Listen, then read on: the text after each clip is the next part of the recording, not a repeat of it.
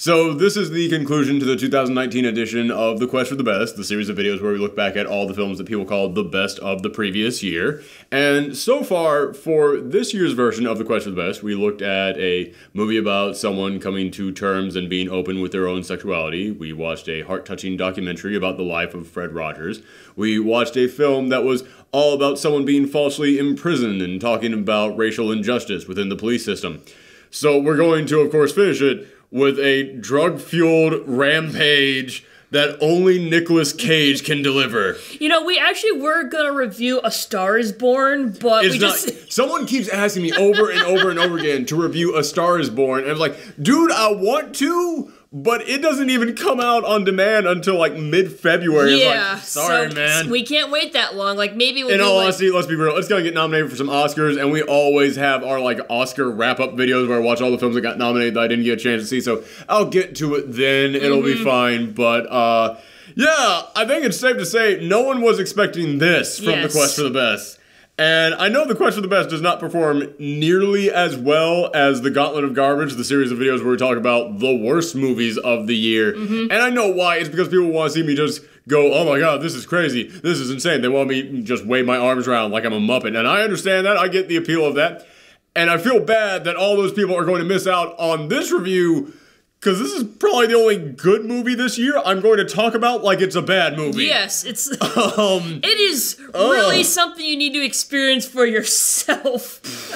Even when we give out spoilers, it would be like, but this is something you have to see for yourself. I can tell you every goddamn thing that happens in this.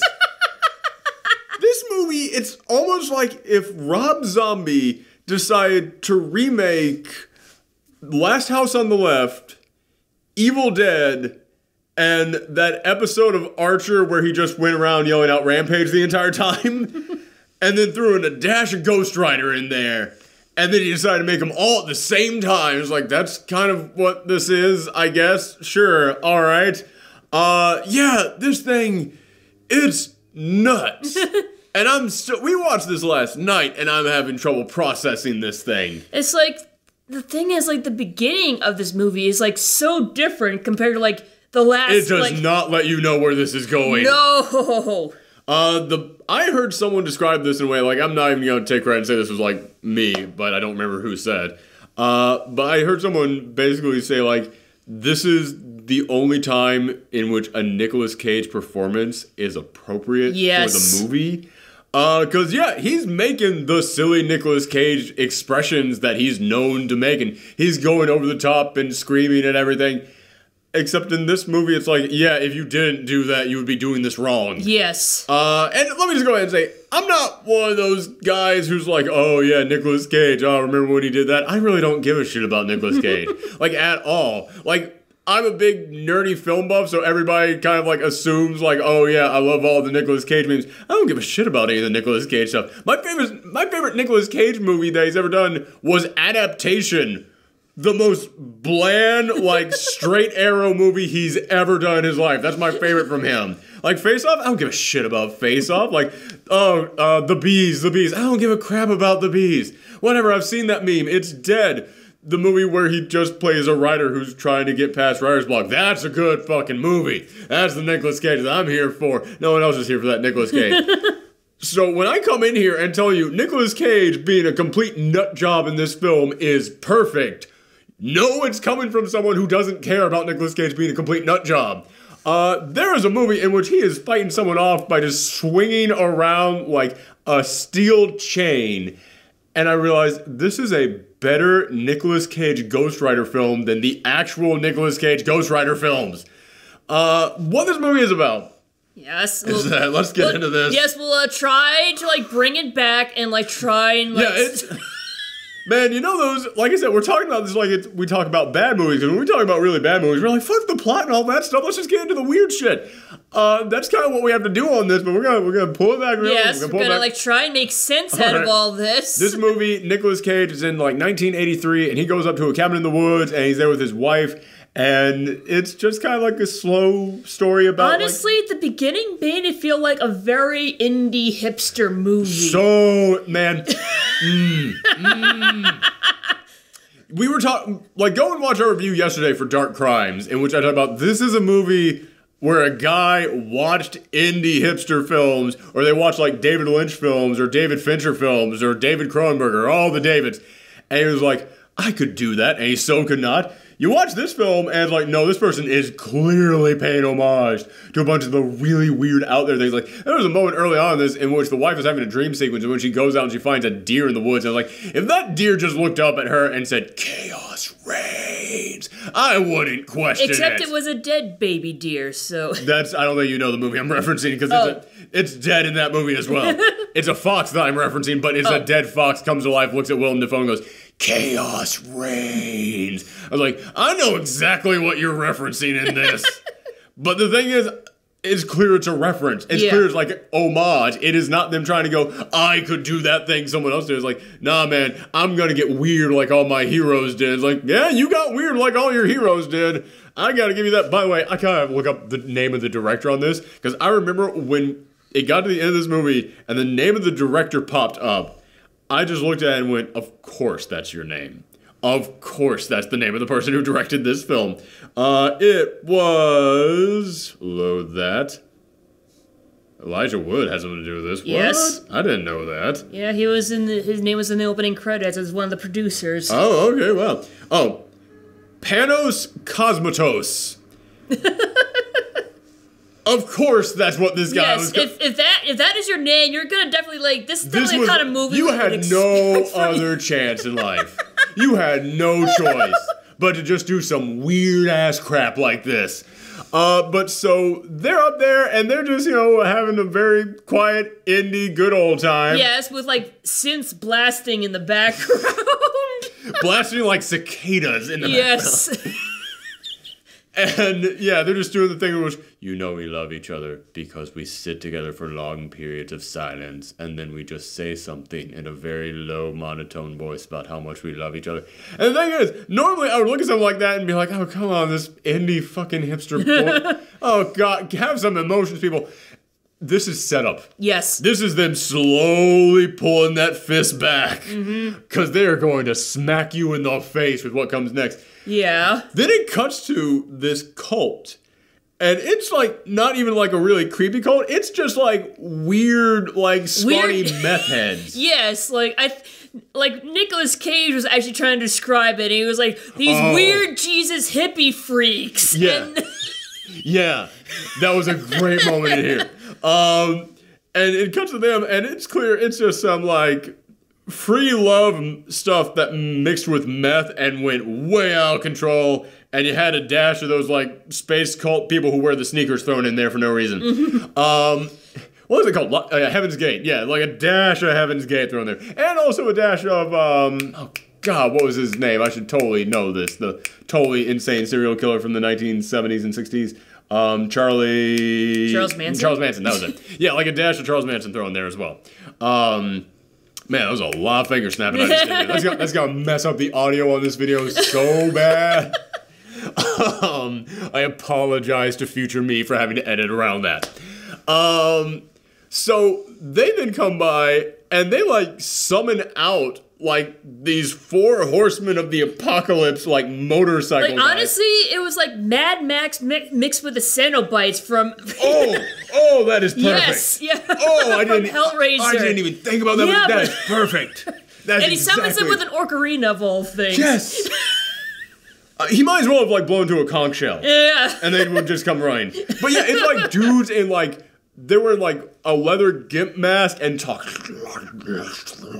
and like they give him like a jar of blood that he just gulps down and goes, blood for blood, and like, oh, what is happening? Like, are you even human? Like, that's real? Yeah, exactly. It's like, are you a demon? You might be a demon, like an actual factual demon that got summoned. But then there's another guy who just has spikes all over him. And then there's another guy, he's got spikes in his arms, but he's just this really big fat dude with like spikes in his arms. And like, you kind of look like you would be a boss in Final Fight. Like Cody and Mike Hagar have to come in from like left screen and just like punch you until you go down. Like, it looks like those kind of guys in here. Like, Apocalypse guys, like something out of like Judge Dredd, something out of like early Capcom video games, all in black with giant smoke fog machines going around them. Yeah, it's like you don't even really see their faces because along with no, you never, Yeah, because along with like the masks and stuff, like they're always out at night. They're only out at night. There's only like one guy who doesn't wear a mask, and the only time that he's shot is like always, like even when he's inside of a room, he's just sitting perfectly so that he's completely encased in shadows. The directing on this thing is bonkers, and they nailed it. Like, again, I don't really want to call it good, because it's not like... It's just so weird, but it's... you can tell they wanted it to look exactly like this. Yes. I'm like, man, fuck, all right. It's like, honestly, if they were going for batshit insane, it worked, and I can't really fault a movie for doing something that they were intentionally meant to do. Oh, man, there's a lot of movies that I will watch that I disagree with on many levels and I'm not a fan of, but I will still step back and be like, hey, man, they did it well. And there's many other films out there in which I want to like it, but I'm like, oh, you're just failing on every fucking level. This is one of those films where I'm like, God damn, you had a vision and you nailed it.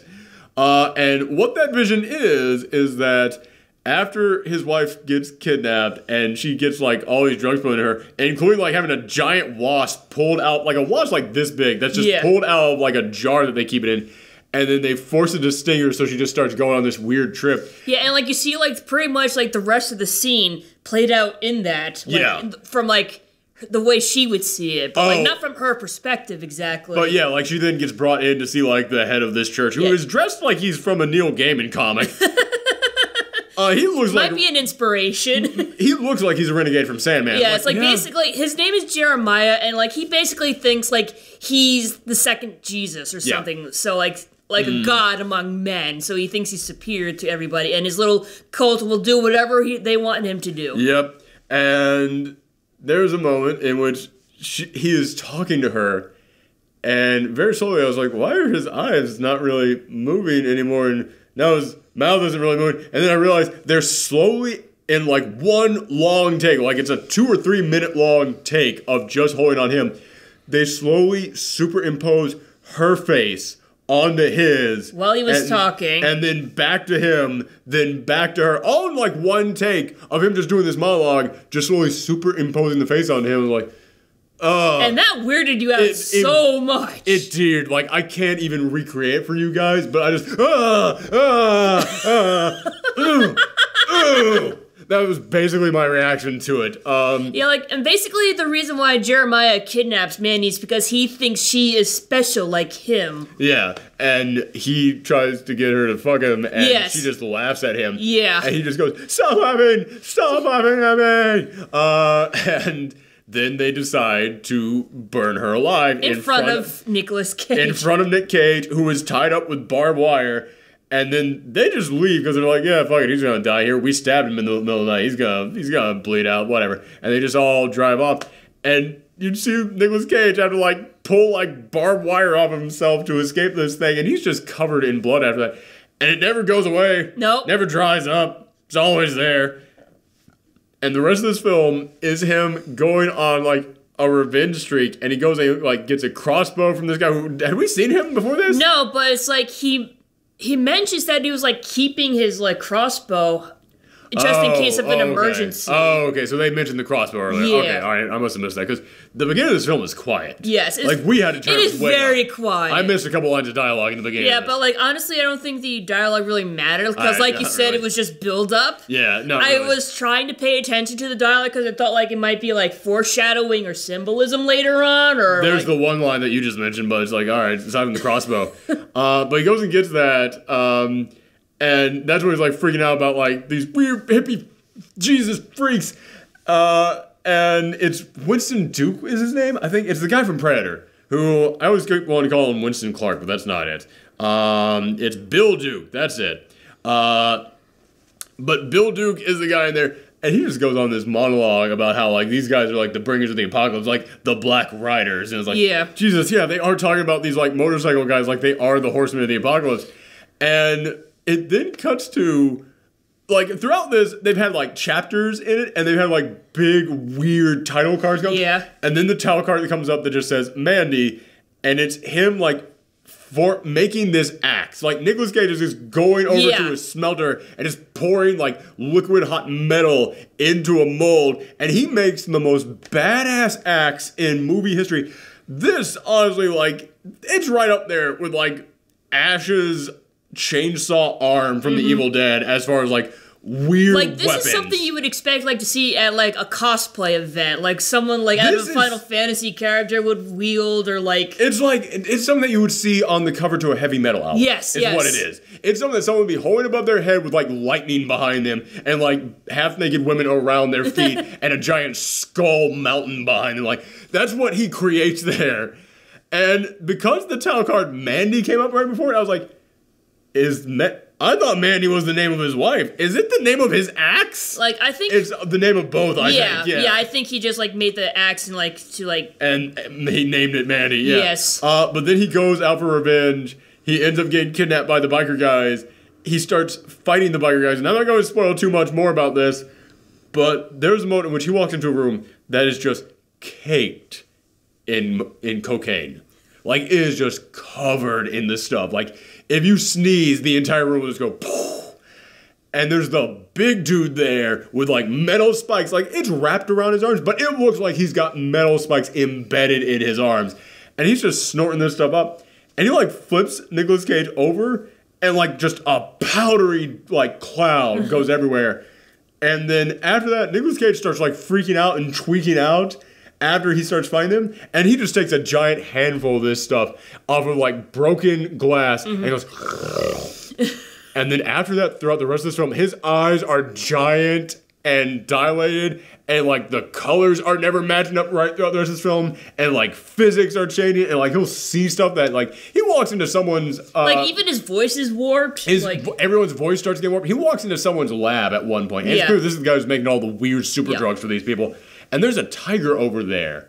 And I was like, okay. And then they open up the cage and the tiger just walks out. And I was like, okay, so he's going to have to fight a tiger now, right? No, the tiger just walks out.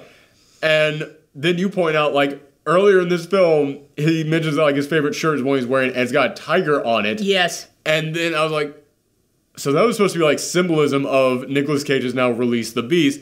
And that's when it hit me. He released a tiger and the tiger didn't do anything. Is he so high that he's just seen a tiger there? That's the thing. You can never tell like what is real and what is not. And that's what the rest of this film is. I'm not going to spoil anything else really about this film. We might go into a little like few like vague like details. Spoilers after like the rating? We're going to like some vague details in here. But the end of this film, when he actually starts going on the rampage, when he actually starts searching for revenge, he is on the biggest drug trip the entire time. That's what the vision of this film was. A bloody massacre to the tone of, I'm really fucking high right now.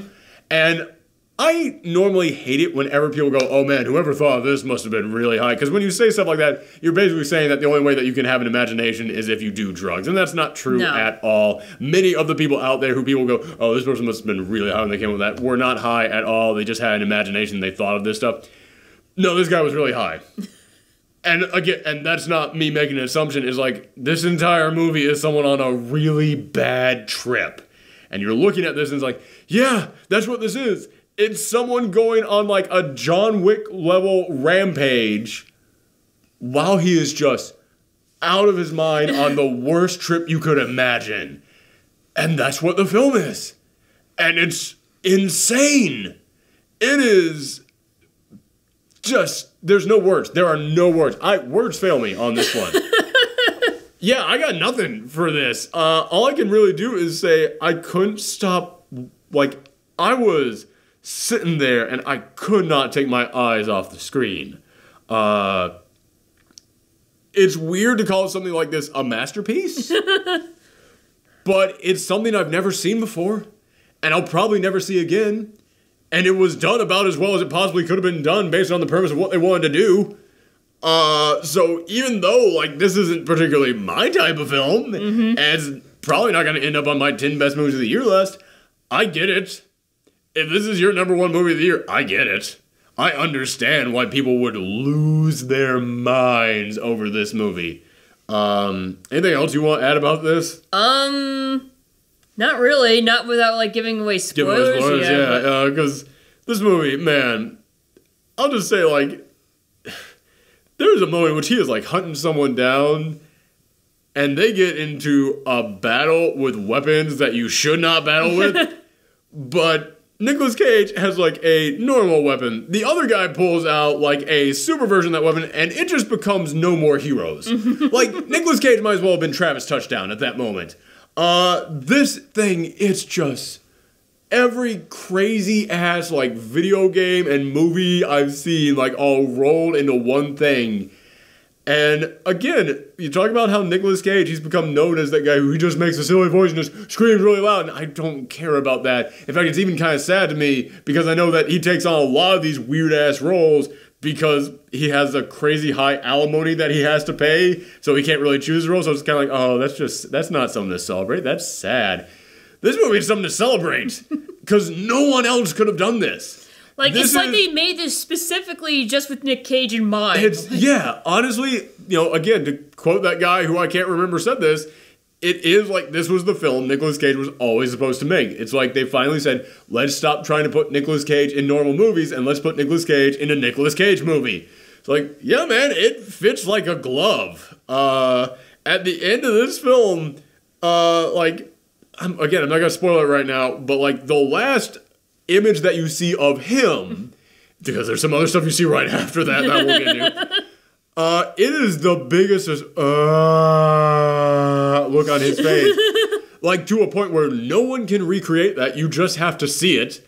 And it's like, yeah, based on everything that just happened and the state of mind that he's in right now, ooh, boy. Yeah, that's exactly the face someone would have at that.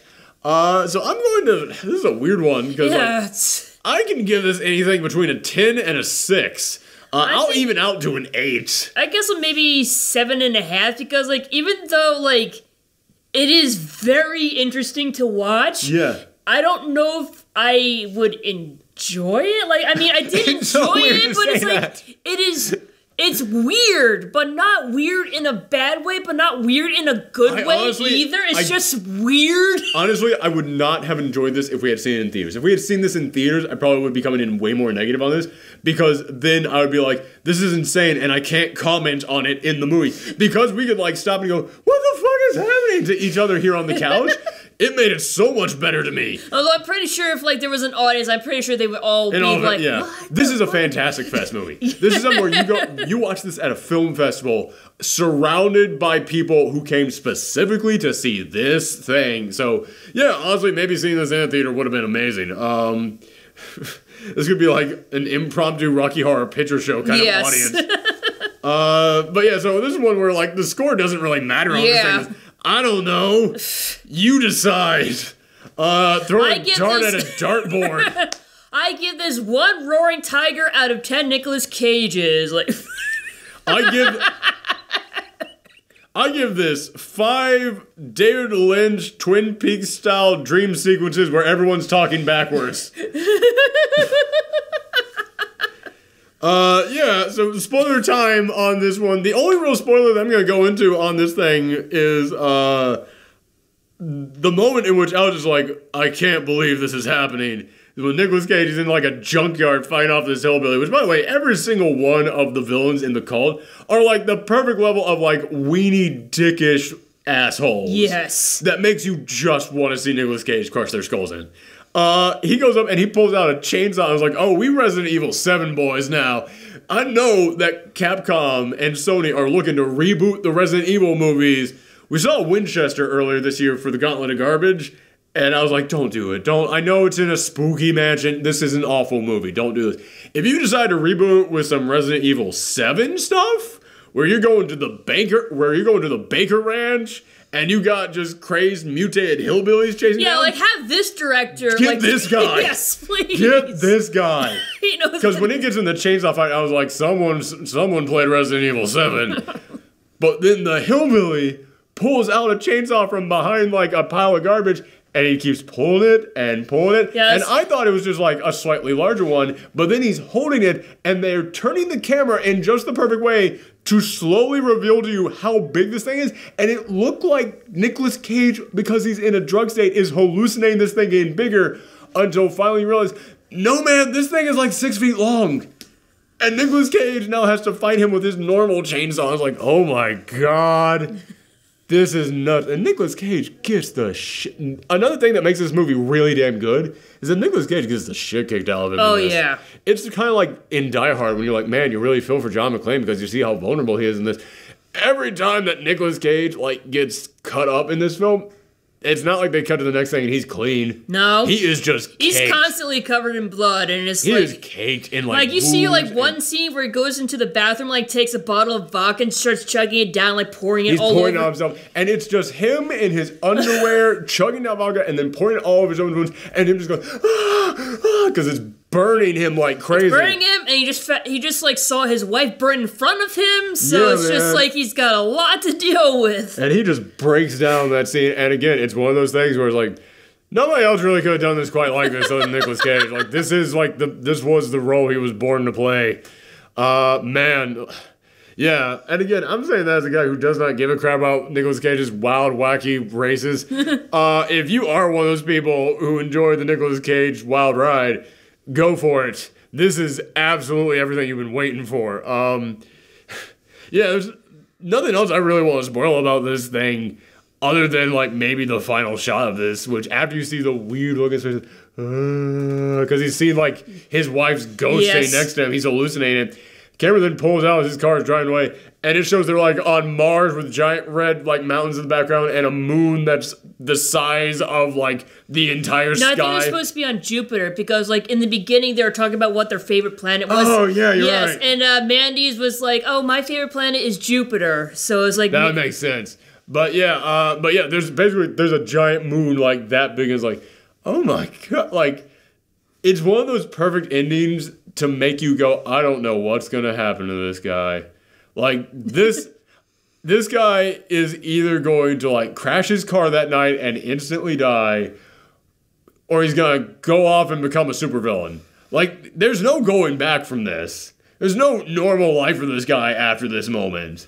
Like, you could look at, like, movies like, I don't know, Taken, or like those other revenge films where someone just goes on a rampage, and like, I could see them eventually like settling back down and getting back to a normal life, you know, maybe take a couple of years in therapy, but they'll be fine. Nah, this dude, he's never going to even be able to see straight again.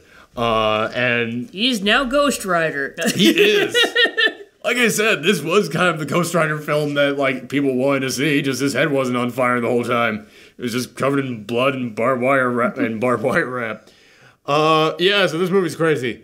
Go check it out, because even if we just spoiled stuff for you in there, it needs to be seen to be believed. Yes. And if you have Shudder, or if you have VRV, which includes Shudder, it's free. Mm-hmm. It is on there for free, which, man, Shudder, that was a smart buy.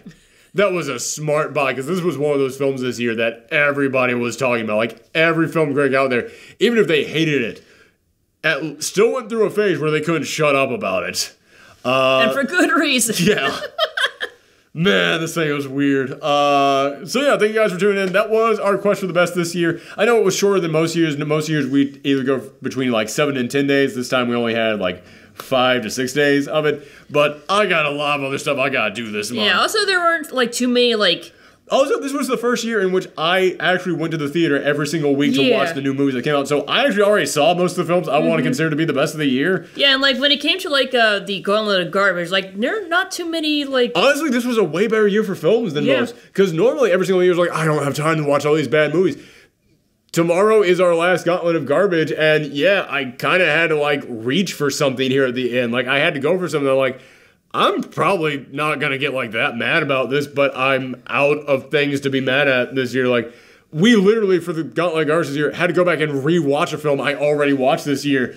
Because, yeah, man, I looked up, like, the AV Club's, like, 20 worst movies of the year, and I was like, saw it. That is a weird-ass indie film that no one's even heard of. And when it comes to the Gauntlet of Garbage, I tend to kind of have a rule where, like, I don't want to pick on indie films. Because, hey, man, you have no budget, you typically have no experience, you're getting out there, you're trying to do this on your own, you're trying to make this work with whatever little thing you have. Like, I'm not going to come in here and rain on your parade. So, yeah, as far as, like, big releases go, I was like, saw it, have literally zero, and I don't think I'll, like, really feel any emotions towards that. Saw it. Okay, there's one. We can talk about this one, everybody. So, yeah, man, this was a short year for the Gauntlet of Garbage and the Quest for the Best, but make sure that you come back tomorrow for the finale to that. Bye, everyone. Bye.